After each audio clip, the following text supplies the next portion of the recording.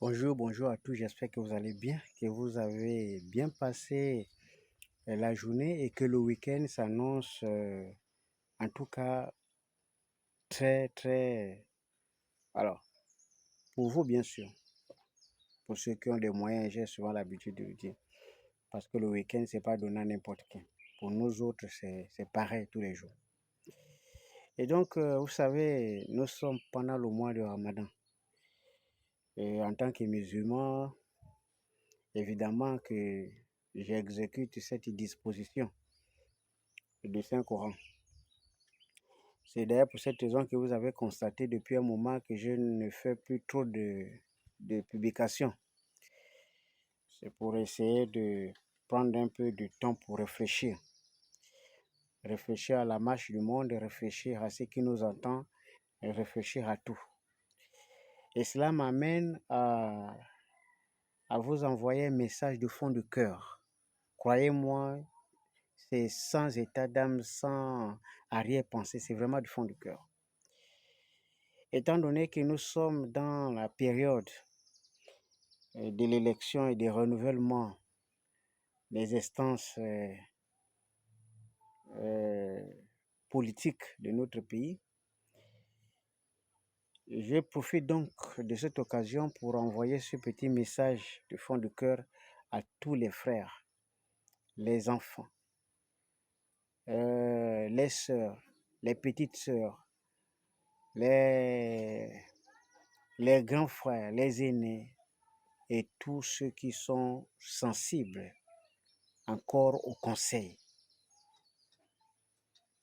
Voyez-vous, l'histoire nous permet souvent de comprendre le fonctionnement du présent et de servir de laboratoire pour le futur. L'homme qui ne se réfère pas au passé ne peut pas examiner lucidement le présent et aura du mal à se projeter à l'avenir. Et c'est fort de ce constat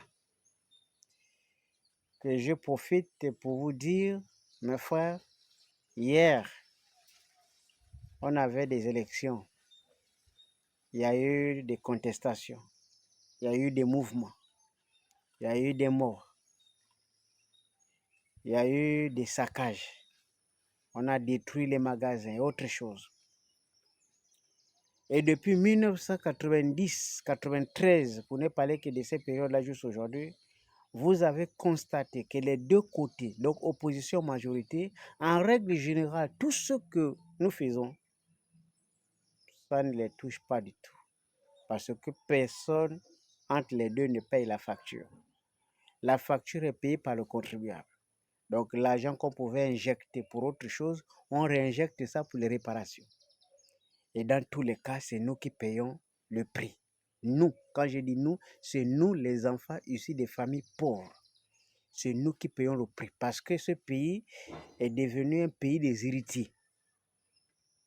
Et donc, récemment, en 2016, c'était avec M. Jean-Ping, le président Jean-Ping, parce qu'évidemment, il avait gagné les élections, même s'il n'a pas présidé au destin du pays.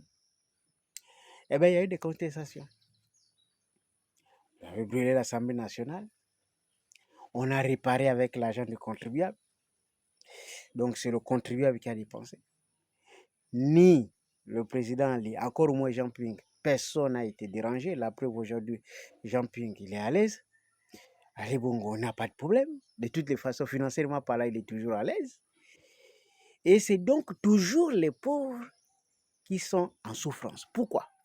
Eh bien parce que l'argent qu'on répare là, c'est l'argent qu'on pouvait mobiliser pour améliorer la santé et l'éducation qui nous coûte vachement cher parce que les gens sont en train de mourir tous les jours parce qu'il manque l'argent pour aller à l'hôpital.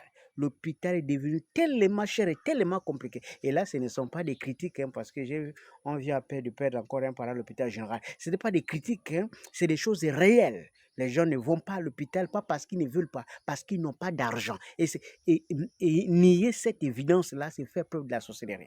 les gens meurent parce qu'ils n'ont pas d'argent pour aller à l'hôpital, parce qu'ils n'ont pas 3500 pour payer, parce qu'ils n'ont pas 20 000 pour croiser le spécialiste. Voici les causes des décès. Il n'y a pas d'argent. Donc les gens conservent les maladies. Ce n'est pas parce qu'ils ne veulent pas, c'est parce qu'ils sont ignorants, parce qu'il n'y a pas d'argent, parce que tout est payant. Et donc,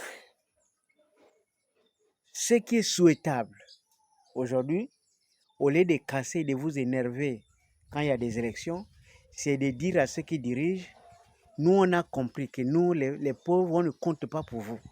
Mais au moins faites quelque chose pour atténuer la douleur des pauvres. Gratuité par exemple des soins, gratuité de la scolarité, techniquement c'est faisable, financièrement c'est faisable. Donc il vous suffit simplement de dire ça pour que les dirigeants puissent s'exécuter.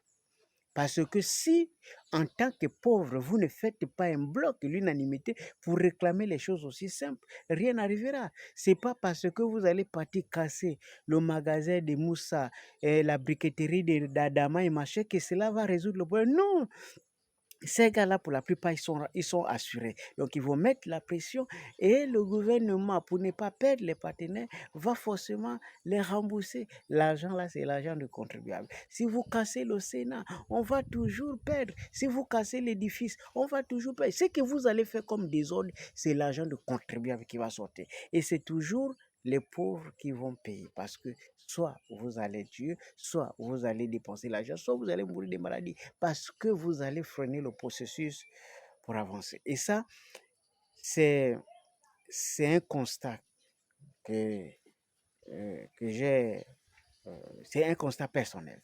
Et je tenais à vous passer ce message pour dire ça ne vaut la peine. Parce que ce n'est pas seulement au mois des élections que vous allez faire, parce que tout ce que vous allez poser comme acte, ça nous revient directement à nous les pauvres, parce que les autres ne sont pas concernés. Donc ce n'est pas la peine. Prenez les choses au calme, laissez les élections se passer, adressez les messages clairs aux dirigeants. Si vous êtes dirigeant, qu'est-ce que vous prévoyez pour nous sur le plan social, pas le reste, surtout le social. Vous avez prévu quoi pour nous? Est-ce que nous allons nous soigner parce qu'il n'y a pas d'argent pour se soigner? Est-ce que nous allons nous scolariser parce qu'il n'y a pas d'argent pour scolariser les enfants? C'est de ça qu'il est question. Quand vous aurez posé des bonnes questions, vous allez avoir la possibilité d'avoir les éléments de réponse, des bonnes réponses. Mais si vous ne posez pas de bonnes questions, vous n'aurez pas de bonnes réponses. Et si vous n'adoptez pas la meilleure stratégie, le meilleur comportement, vous n'allez pas avoir le retour de l'ascenseur. J'espère que mon faux français vous a apporté quand même une certaine compréhension.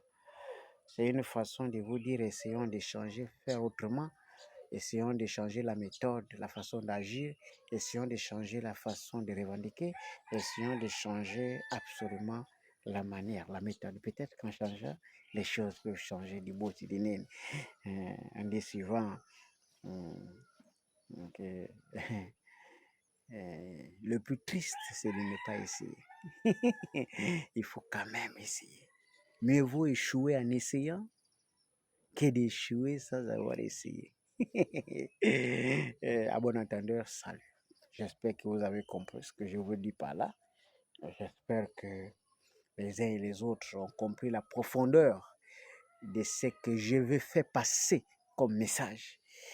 Et comme je vous disais, c'est au fond du bout du nez. C'est pour le vert jaune bleu. Il faut protéger cet environnement. C'est très bien pour nous. Hein? Voilà. Vous voyez, la nature est là à côté de moi. Hein? Je suis toujours accompagné des ancêtres. Hein? Voilà. Du bout.